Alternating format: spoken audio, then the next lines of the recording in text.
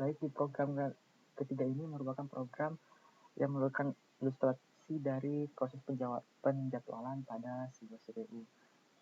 Di program ini terdapat beberapa fungsi utama dari Q, yaitu fungsi createQ, enqueue, dequeue, isEmpty, sama size. Fungsi createQ merupakan fungsi yang digunakan untuk menciptakan sebuah wadah atau menciptakan sebuah antrian kosong. Kemudian ada fungsi enqueue yang merupakan fungsi untuk memasukkan data pada antrian yang dibuat. Kemudian ada fungsi dequeue. Fungsi dequeue di sini berfungsi untuk mengeluarkan data dari antrian yang dibuat. Selanjutnya ada fungsi isEmpty. Fungsi isEmpty di sini berfungsi untuk mengecek apakah antrian tersebut bernilai kosong atau tidak. Kemudian ada fungsi terakhir dari fungsi dari Q, yaitu fungsi size. Fungsi size di sini berfungsi untuk menampilkan panjang dari antrian atau banyaknya data yang masuk pada antrian yang dibuat.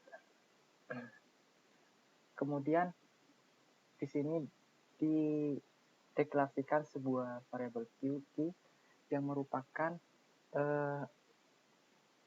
tampungan atau penyimpanan dari fungsi createQ yang merupakan variabel untuk Q-nya.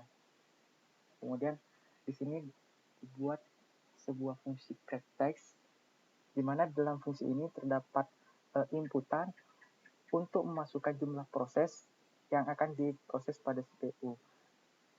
Jumlah proses ini merupakan sebuah aplikasi yang akan ilustrasi aplikasi yang akan diproses dalam CPU. Kemudian dari banyaknya aplikasi ini akan diminta nama proses atau nama aplikasi yang akan dijalankan. Selanjutnya itu program ini meminta inputan waktu yang dipakai untuk melakukan proses aplikasi tersebut. Dari inputan yang diminta, kemudian nilai tersebut dimasukkan pada antrian, yaitu menggunakan fungsi enqueue, di mana fungsi enqueue tersebut dimasukkan nilai yang berupa list yang berisi nama proses dan waktu proses yang dibutuhkan dari proses penjadwalan tersebut.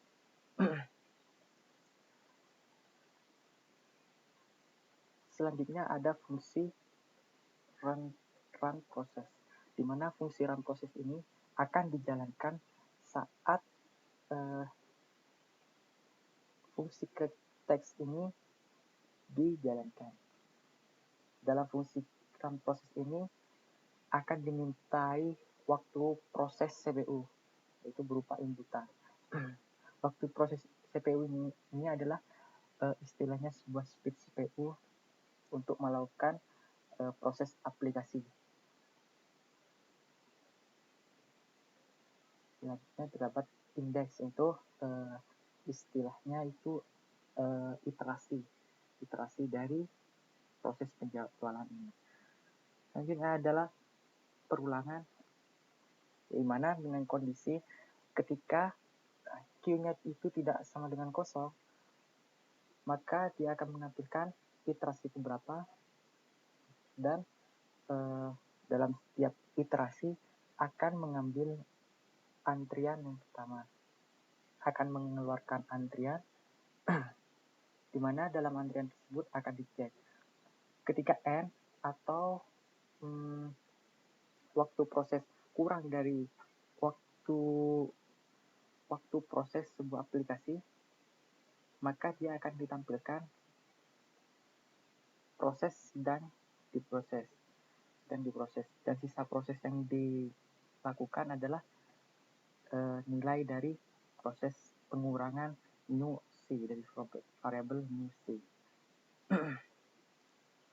Dari variabel new c ini merupakan nilai dari waktu proses sebuah aplikasi yang dilakukan dikurangi dengan waktu proses pada CPU. Selanjutnya aplikasi tersebut atau proses tersebut akan kembali dimasukkan pada antrian di belakang. Apabila nilai waktu proses kurang dari waktu proses CPU, maka artinya aplikasi tersebut telah selesai diproses.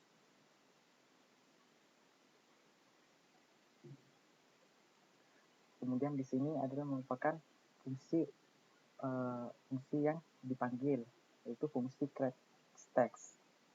Saat program ini dijalankan, maka hasilnya seperti berikut.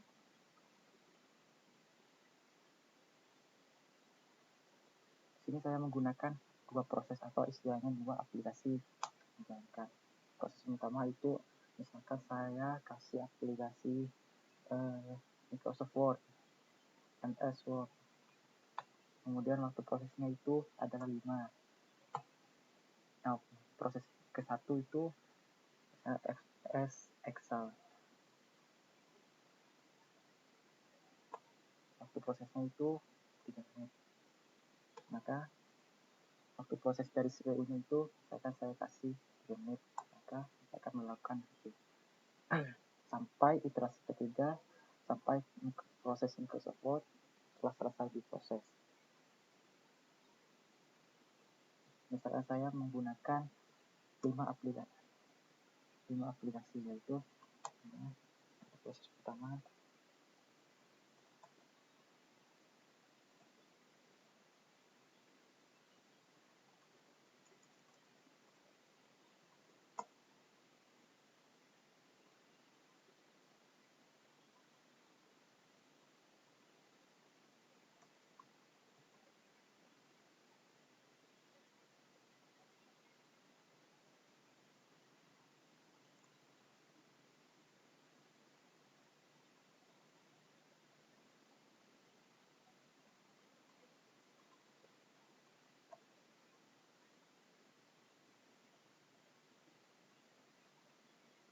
di sini saya waktu proses saya kasih 5.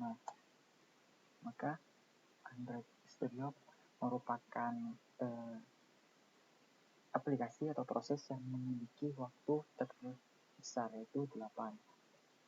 Maka Android Studio akan diselesaikan terakhir. Sekian, terima kasih.